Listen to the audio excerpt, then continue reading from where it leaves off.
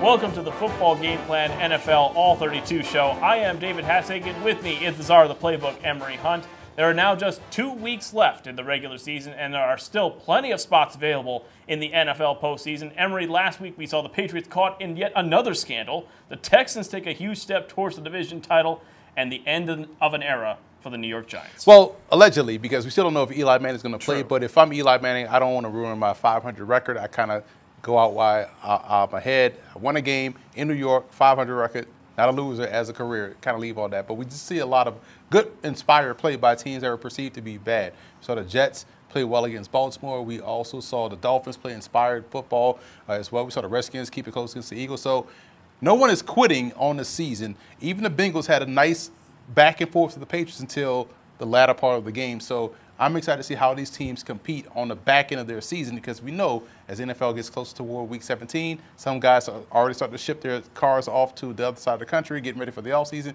But I'm glad to see everyone is still competitive. Well, we'll certainly keep an eye on that. And for more on what to expect in the upcoming week, let's go to the 4-minute offense. Hey guys, Jennifer Murray-Waco welcoming you back with your 4-minute offense. The closer we get to February, the hotter things are getting. So let's spark it up with the fight for the bye week in the AFC. The two cold weather teams will be going head-to-head at Gillette Stadium.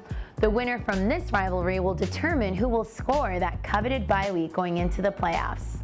We've got Tom Brady and the New England Patriots, who are not accustomed to this kind of pressure in December, against Josh Allen, who many are arguing is riding on the coattail of a good defense all the way to the playoffs. Either way, we'll find out who will be securing that bye week. The flame for the next game we're keeping an eye on might not be as hot, but we'll be keeping an eye on Lincoln Financial Field in Philadelphia at the battle for the best of the worst. The 7-7 Eagles will take on the 7-7 Cowboys. Both teams are coming out of a successful Week 15, in which they both decided to turn up the heat on the competition. Dak Prescott was tidy, completing 15 of 23 for 212 yards and 2 touchdowns, and they had a pair of 100-yard rushers in Ezekiel Elliott and rookie Tony Pollard. Tavon Austin went off for a 59-yard score, and Jason Witten had a special one-handed grab in the end zone. The Eagles made it difficult against the Washington Redskins, but got the all-important 37-27 win, which keeps them level with Dallas in the division. This game will be deciding who will be the leading team in the NFC East. The classic rivalry between Green Bay and Minnesota will be enough to set off the sprinklers at US Stadium in Minnesota. Not only will this be a well-matched game, but there are also bye week implications. As of now, the Packers hold the bye, but the Vikings will be looking to shake things up. The Minnesota Vikings realize they can't stop to take a breath in the final 3 weeks of the regular season and might need to be perfect in their final 3 games just to make the playoffs. Week 16, no Thursday game this week, but instead we have 3 Saturday games, and our first game features 2 teams very much in good form, as the Texans will visit the Bucs. Houston now has control of their division after defeating Tennessee, but they will have a very rough test against Tampa Bay, who is led by Jameis Winston, who has been, at best, inconsistent this year, but has also thrown for 400-plus yards in back-to-back games. What are the keys for Houston if they want to slow down Jameis? Have to play better in the secondary. Their secondary has been a little bit of an overhaul in the middle of the season. So in the secondary, we know Jameis Winston loves to work touchdown and check down. He hasn't seen a receiver that he didn't find open that he's going to throw the football to.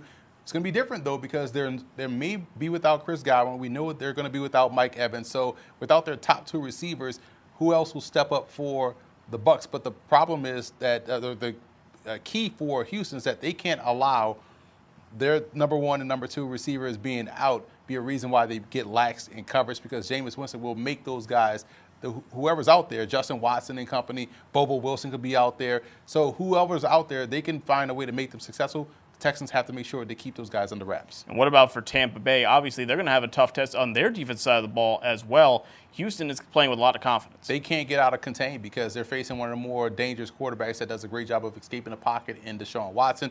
We know their offense definitely works touchdown to check down. In certain ways, Winston and Watson are very similar. They're very aggressive passers. But the difference is Watson's a little bit more accurate, a little bit more decisive, and he has better deep threats down the field in this game. So if you're the Bucs secondary, you also have to make sure you protect deep down the field with DeAndre Hopkins and also Will Fuller. Those guys are excellent. What is your prediction for this game? Obviously, both teams on very good form. Tampa Bay has nothing to play for. Houston with a win all but locks up a playoff spot. They have to keep winning. I think, even though I would like to go with America's quarterback and Jameis Winston, but I think the Houston Texans will get this football game, get the job done, and do a great job of slowing down the Bucs offense enough to where they're going to steal some possessions away and get the win. This will be a very entertaining game, back and forth affair on Saturday. I do like the Texans. And it will be an interesting one. Again, this game is on Saturday, no Thursday game, but when we come back, we will break down the other two Saturday games and get to the rest of the Week 16 action right here on the Football Game Plan NFL All-32 show on the Game Plus Network. Alex Marinoni offering you Football Game Plan's best bets for Week 16. Down in Atlanta, we have the Falcons taking on the Jacksonville Jaguars. Both teams are coming off big wins on the road as underdogs. The Falcons, since their bye week, has been playing some inspired football and have looked very much like the playoff caliber team we were all expecting. The Jaguars, on the other hand, despite the victory last week, have been trending down with losses of 35, 17, 22, 20, and 23 in their previous 5 games. Even with the win in Oakland last week, it really took Oakland's mistakes to keep them in the game. For two 5-9 teams, a 7-point spread might seem like too much, but I believe the Falcons are more than capable of covering. Taking Atlanta to win by a touchdown is the best bet here. The red-hot Baltimore Ravens head to Cleveland to take on the Browns. When these two teams squared off in the beginning of the year, it was the Browns getting all the buzz with all the playoff talk and backing it up the hype with a 40-25 victory in Baltimore. But since then, things have started to spiral for the Browns, sitting at 6-8 and coming off a loss that week to the 3-win Cardinals. As for the Ravens, you can see since the loss, they have been, well, kind of good, winning 10 straight games and 6 of them coming in form of blowouts. They have been the clear-cut best team in the NFL since Week 4 and currently are just 1 win or 1 New England loss away from the top seed in the AFC.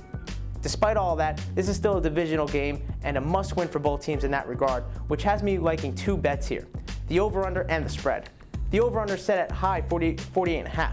Cleveland has the ability to run on this defense, and Chubb, going over 160 last time they played, adding Kareem Hunt to the mix this time around should only help that. We all know how the Ravens can run the ball with Lamar Jackson, Mark Ingram, and Gus Edwards. With the run being the focal point in the game, expect the time to tick and long drawn-out possessions. With that being the case, the under would be the best bet. As for the spread, currently sitting at -10 in favor of Baltimore, this is a tough AFC North battle. It will be close. Expect Cleveland to cover. In Tennessee, we have the Titans playing host to the New Orleans Saints. The Titans are coming off a tough loss to Houston, but are still not out of the AFC South as of yet, with their matchup in Houston coming Week 17. The Saints have already locked up the NFC South crown, but have a chance to earn home field advantage in the NFC with a couple more wins. I expect this game to be a battle, an underrated heavy defensive struggle nonetheless, for a good part of the game. Points, especially in the second half, will be put on the board as both teams will press in what should be a tightly matched game, but I don't think enough points get scored. With the over-under set at 50.5, I could see the game falling under that. The Carolina Panthers will be sending out their 3rd quarterback this season as rookie Will Grier against the Indianapolis Colts. The Panthers have been struggling offensively as of late, turning the ball over at an alarming rate. Despite this, the Panthers have been able to stay competitive in the end of games. As for the Colts, things are getting worse and worse by the week as they have been stifled with injuries all year. The offense is struggling to do just enough like they were early on, and the defense has been giving up late scores week after week. Indy's strength this year has been on the ground, however, and with Carolina's defense giving up over 140 yards a game on the ground, there's a chance that Indy can exploit that this week. This is a tough game to predict as well because the Panthers will be sending out a rookie quarterback, and looking around the league, young quarterbacks have had success this year. With the over-under set at 45.5, the best bet here would be to take the over. In what could be the battle for the #1 pick in the NFL draft, we have the Cincinnati Bengals heading to Miami to take on the Dolphins. Both of these teams have put in the effort all year and have not quit, which is respectable. These teams, despite their draft positions, definitely feel that they can win this game and will be ready to go. At quarterback, you have 2 veterans who are playing for jobs next year, somewhere in the NFL. So they will want to showcase their talents in this one. Also, with Joe Mixon sitting at 925 yards, expect him to aim to get to 1,000 in this game. Seeing the over-under set at 46.5, expect both quarterbacks to air it out and put up the points. The best bet here would be to take the over. At MetLife Stadium, we have the Pittsburgh Steelers taking on the New York Jets. Both teams are coming off tough losses, but more so, the Jets will need to overcome the loss of many starting and even second-string players. Down to second and third-string offensive linemen, a third and fourth-string linebacker and secondary core, and practice squad players at receiver, it will be a tough road to climb against a desperate Pittsburgh team. Now, the Steelers have had to deal with adversity themselves, also down to their third-string quarterback, and Juju Smith-Schuster nowhere to be found or nowhere in return. But they have been playing well all year and have been able to handle that adversity much better. In this game, I think Sam Darnold, Robbie Anderson, and Le'Veon Bell can keep it close for a while, but expect this suffering front of Pittsburgh to get after Sam and pull away. With the spread set at -3 for Pittsburgh, take them to cover here. In Washington, we have the battle of rookie quarterbacks between the Giants and Redskins. Both teams currently sit at 3-11, with last place in the division on the line.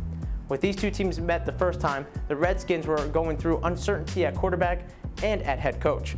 Since Haskins has taken over and the coaching staff has remained stable, the Redskins have been playing very good football.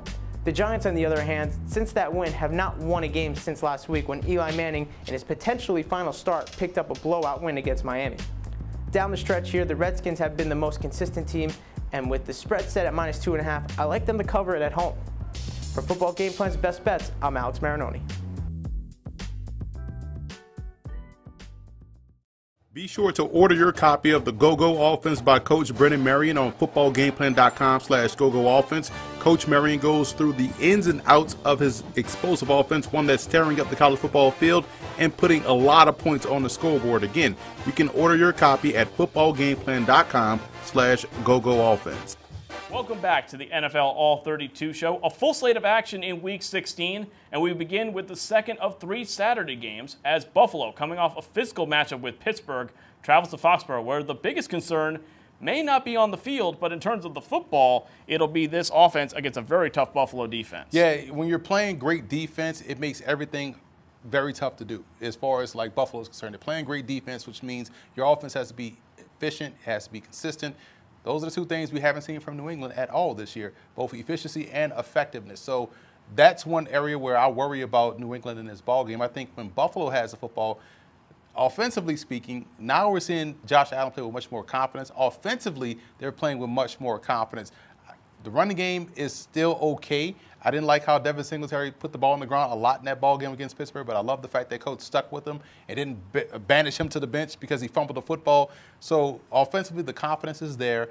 I don't think they have enough still to beat New England. Now, I know Buffalo Bills fans will hope that I'm wrong, but we've seen them play this game and teams come into a game against New England, and maybe teams don't fear New England like we've seen them fear New England. So we've seen the Ravens, we've seen the Chiefs, and we also saw the Texans go in and knock out New England. Let's see if the Bills can do the same, but I think the Patriots will get this win. Let's move to the last of the Saturday games now, and it's the Rams taking on the 49ers. Niners coming off a very costly loss this past week. It's a must-win now in the division against a Rams team who's still very much on the border of maybe slipping into that last wild card spot. We got to learn that the 49ers can close out ball games. We've seen them struggle in their 3 losses, last-minute losses, overtime losses. Even in a win against Pittsburgh, it took a fumble by James Conner for them to get that win. So how good is the San Francisco football team in critical situations? How good is Los Angeles when they have to rely on Jared Goff? They're not very good, and that's going to be the biggest key. Goff is going to have to win this game for them. I don't know if Goff has enough to defeat pressure, number one, supersede pressure, and also do a great job of playing well in the situations. I think San Francisco gets back on the winning track. I like the 49ers. Let's move now into the Sunday slate, and we start in a matchup that really is two teams looking for pride. The Lions taking on the Broncos. Denver took a big step back in the elements last week. The Lions have looked very, very weak the last couple of games to the point where Matt Patricia is on the hot seat. Well, you look at their record. They're 3-10-1 or 3-9-1, whatever the record is. But you talk about having pride in your work. The work is hard. The work is long. It's strenuous. You're grinding out. You've been there all week, all summer, all these hours that they put in this work. But you have to take pride in the work because the name you represent is on that jersey. You know, it's no different than doing anything in life. When you're working hard on something and the work may seem like it's constant and it's hard, but you have to put in the work. You have to really understand the bigger picture. A lot of the times we haven't seen that from Detroit. Denver, on the flip side of that, is what we've seen throughout the season. Consistency, excellence, playing hard for their coach. I like the Broncos in this game. Let's move to the next one. We move to California. The Raiders taking on the Chargers. Oakland couldn't close out the Coliseum with a win. Kind of a shame there. But on a good note, the Chargers are looking to recover as well. So maybe this is a comeback game for both teams. So it's a sad affairs for both teams in this ball game because we saw both teams lose ugly games last week, and it just didn't make sense considering where they were earlier in the season. For the Chargers, more along the lines of preseason hype, but for the Raiders, they were in our top 10 as far as power rankings are concerned, and they've dropped 4 straight games. Just look awful in doing so. However, because of what they do offensively, I think they have a much better situation to get back on the right track. Their run game is consistent. Derek Carr can play consistent at times. I thought the key drop in that game last week with Tyrell Williams dropping that ball on 3rd down, that sealed their fate. Look for a much cleaner game for the Raiders. I think they will take care of business against the Chargers, who seem to be free-falling fast. Hopefully Oakland can give their fans something to cheer about as this season comes to a close, the last one in Oakland. Next up, the Jaguars taking on the Falcons. Atlanta is showing a lot of fight for their head coach. Quinn still on the hot seat, according to some, or maybe they just found a groove. Jacksonville still looking for a little bit more Minshew magic, despite winning the win last week. Yeah, they got some good Minshew magic last week against the Raiders. Defensively, we've seen a rebirth for the Atlanta Falcons. They're playing much better defensively, which has helped them turn their season around since the bye week. Offensively, what a great job by Matt Ryan in that passing game. Still worry about the running game here. So when I look at how well the Jaguars have played defensively, especially in that last matchup, they're still flying around the football, which you'd like to see. But on the offensive side, I don't know what to expect week to week from this Jaguars offense. And with the rebirth of that defense in Atlanta, I think the Falcons can stack back-to-back wins. I like the Falcons. Next one comes in Ohio. Cleveland taking on Baltimore. Cleveland will go a full decade without a winning season. They can still, though, finish 500 if they win their last 2 games. They beat Baltimore the first time. Do they still have any hope in doing it again? Well, confidence can be a fragile thing because, yes, they beat them the first time, but do they still believe they can beat them a second time? Also, this is a different Baltimore Ravens team. Offensively, defensively, they're still great special teams-wise, but this is a different matchup for Cleveland this time around. Their offense isn't on fire like we thought it was. The Ravens' defense is playing lights out, and they may even have an added addition later on in this week who may be a regular, maybe return face to this Ravens defense. I'm not going to say any names, but could happen by the time this show airs. But I do think the Ravens will get revenge, take care of business, and knock out the Browns. We move to the next one. 2 teams that have had disappointing years. The Colts taking on the Panthers. Indianapolis a month ago was a team that we were looking at as a part of the playoff race.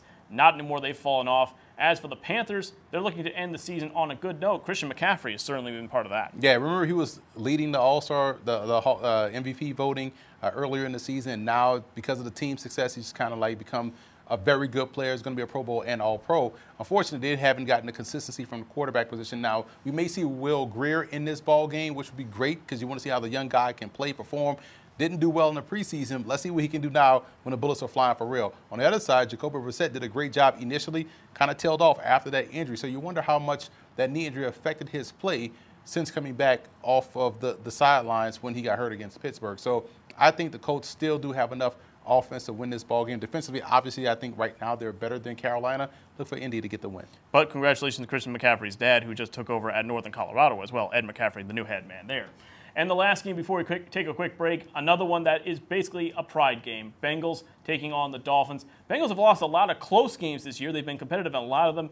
But can Miami get a running back that's actually their leading rusher instead of Fitzmagic? Well, that's going to be the key because Fitzmagic did a great job last game against the Giants, extending plays.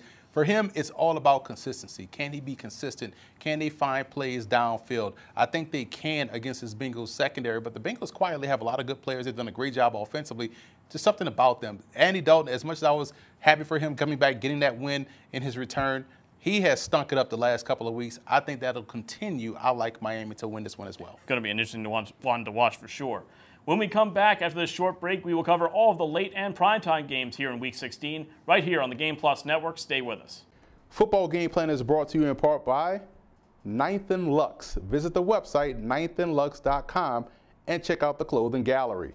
Do You Music, with featured artist IW in his latest album, Season 2. You can check that out on iTunes as well as doyoumusic.com. Nesby Phipps, art, life, entertainment. NesbyPhipps.com. Grind It Out Fitness. Visit the website, grinditoutfitness.com, and download the app. I'm Alex Marinoni, offering you Football Game Plan's best bets for Week 16. In Denver, we have the Broncos playing host to the Detroit Lions. Both teams have had to deal with adversity when it comes to injuries. However, the Broncos, as of late, have stepped up defensively, and since Drew Lock has been named the starter, the offense has provided a little bit of a spark. As for Detroit, they have been on the downturn, really since Week 9, as they currently sit in a 7-game losing streak. Both of these teams are nearly identical, giving up 113 yards per game on the ground, but the Lions surrender over 300 yards a game in the air. This could be a game for Drew Lock to bounce back after a tough loss last week in KC and put up some big numbers. The Lions have struggled on the ground, and with David Blau coming back down to earth, the offense has sputtered. Seeing the spread set at -6.5, I like the Broncos to cover it at home.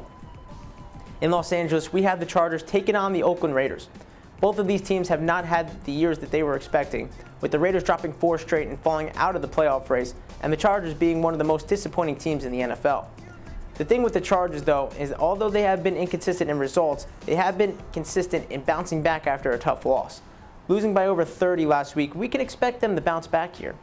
As for the Raiders, it has gotten really bad, and it has to take a lot out of them last week, losing potentially their last home game ever in Oakland in dramatic fashion. I expect the Raiders to possibly come out flat in this game and the Chargers to bounce back, especially if Philip Rivers is getting closer to the end of his playing days. Similar to Eli, he's going to want to end this season on a high note, just in case. With the spread set at -5.5, I like the Chargers to handle business here. In what could possibly be the game of the week, we have the Dallas Cowboys heading to Philadelphia to take on the Eagles. Winner of this game will ultimately be the champion of the NFC East. The Cowboys were sputtering big time, losing 3 in a row before getting the big win at home against the Rams. The Eagles lost a tough one late to Miami that should have ended their season, but with the Cowboys struggling, took the Giants to overtime and won, and then came from behind against Washington to get the much-needed win to put themselves back into the conversation. Both defenses have been nearly identical, giving up 343 and 345 yards per game, but the Cowboys' offense has been great this year, as they are among the best with nearly 444 yards per game. Last time these two teams played, the Eagles were missing a lot of players, and the Cowboys took care of business. This time around, the Eagles are missing a lot of players still and look to be disadvantaged. Also, with all the hot seat rumblings about Jason Garrett, one thing you have to give him credit for is his ability to win divisional games. Because of that, I'm looking at the -2.5 point spread for Dallas. I like them to win this game by at least a field goal. In Seattle, we have the #1 seed in the Seahawks playing host to the Arizona Cardinals. The Seahawks have surprised being in the driver's seat as the #1 team, NFC's #1 team. The Cardinals have had a very up and down year, with some games looking like a force and others where inexperience truly shows. Arizona here played spoiler for Cleveland and would love nothing more than to play spoiler down the road of some of these playoff teams. The Seahawks, despite being 11-3, have shown signs of inconsistency on the offensive side of the ball. There are times where Russell Wilson has it going and they can't be stopped, and others when they struggle to move the chains. They shouldn't have too many issues this week, especially at home, and if there's one thing you never doubt, is Pete Carroll and Russell Wilson at home come playoff time. With the spread set at -9.5, expect the 12th man to be too much on the rookie quarterback and the Seahawks to cover that spread. On Sunday night, we have the Kansas City Chiefs heading to Chicago to take on the Bears. The Bears have not been the same Bears of last year offensively, but now the defense is starting to give up the big plays.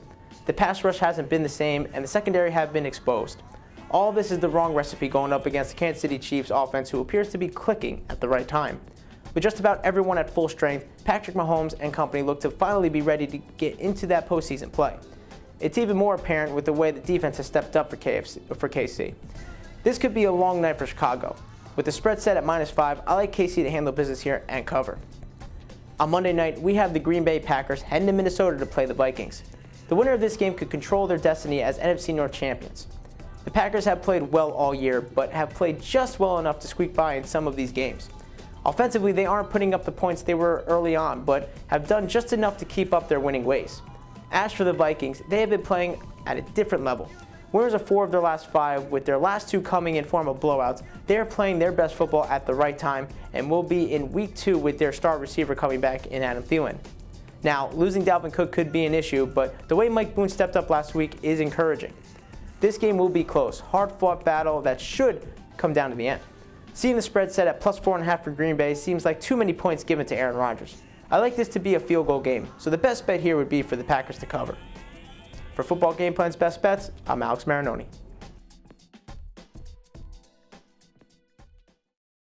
Welcome back, fans. 7 more games to get into in Week 16, so let's get to it with the Steelers taking on the Jets. The Steelers had a hard time holding on to the football in their game against Buffalo last week. The Jets, however, even though they took a loss, didn't look bad against Baltimore. How did the Jets continue that success against a very, very difficult defense? Get off the bus ready to go. I thought they did a solid job initially against Baltimore, but they found themselves battling that inconsistency throughout. You're right. They didn't look bad. They just have to find a way to start the season or start the game ready to go like they did when they're usually finishing the game. They have a great opportunity against Pittsburgh because as good as Duck Hodges has been, he has been prone to turn the ball over. We saw this at Sanford a lot. He throws 4 touchdowns, but he also could throw 3 interceptions. So the Jets have an opportunity here. Pittsburgh has to find consistency in their passing game. That was a big difference in their loss to Buffalo. Duck Hodges wasn't Duck Hodges that we saw. I think the Jets can win this football game, but I like the Steelers to take this one because of their defense. Another game that has huge playoff implications is the Saints taking on the Titans. New Orleans is still looking to lock up home field advantage. Tennessee, after losing to Houston, needs to pretty much win out to have a chance at the postseason.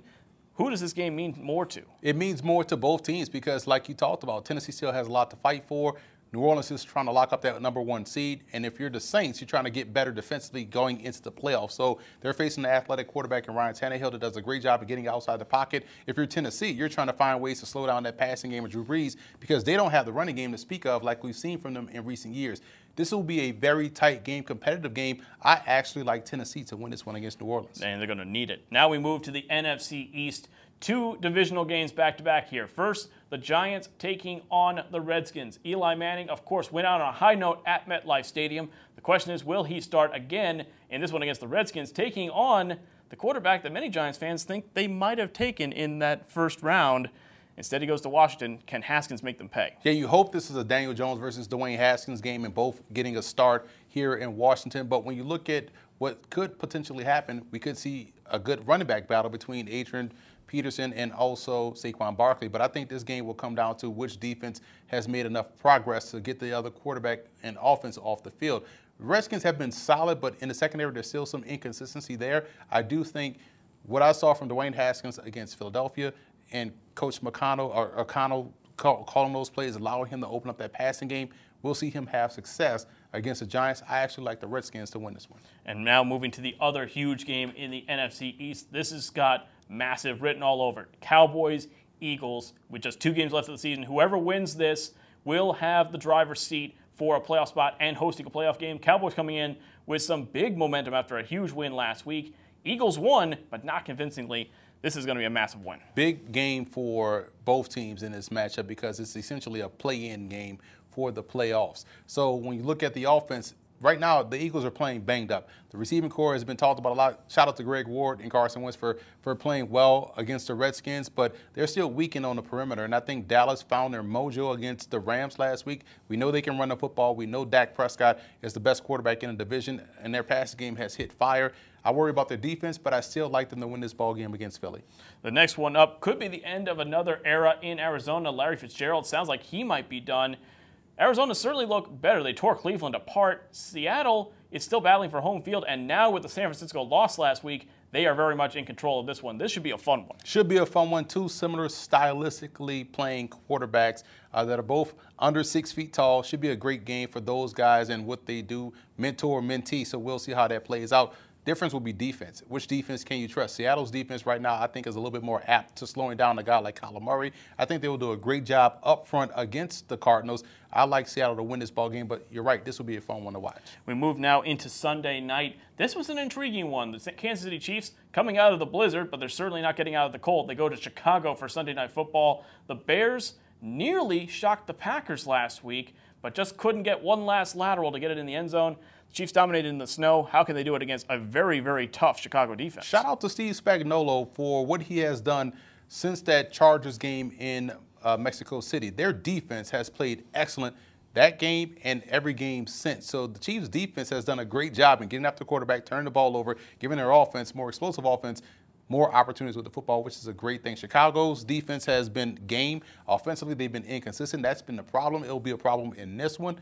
I like Kansas City. And now we move to Monday night, an intriguing one again and a huge one in terms of the division. Packers at Vikings. Vikings looked phenomenal last week, but what will they do if they are missing Dalvin Cook against a Packers team that's been a little inconsistent the last couple weeks? I don't know what to expect from the Packers offense. I don't know what they are. I still don't know their identity. I know that they're winning games, but it's been a bit of a question mark throughout the season with Green Bay. What type of offense do they want to be? With Minnesota, we know what they want to be. They want to run the football. They want to operate off play action. Defensively, they've been great.